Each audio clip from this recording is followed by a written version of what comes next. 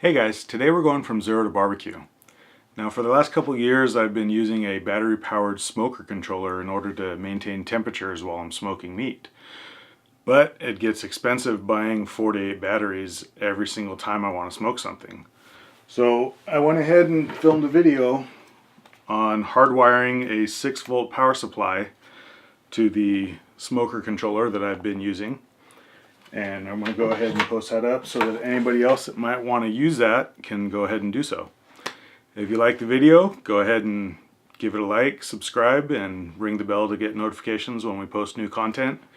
If you have any questions, comments, or suggestions, go ahead and leave a comment below. I hope you enjoy.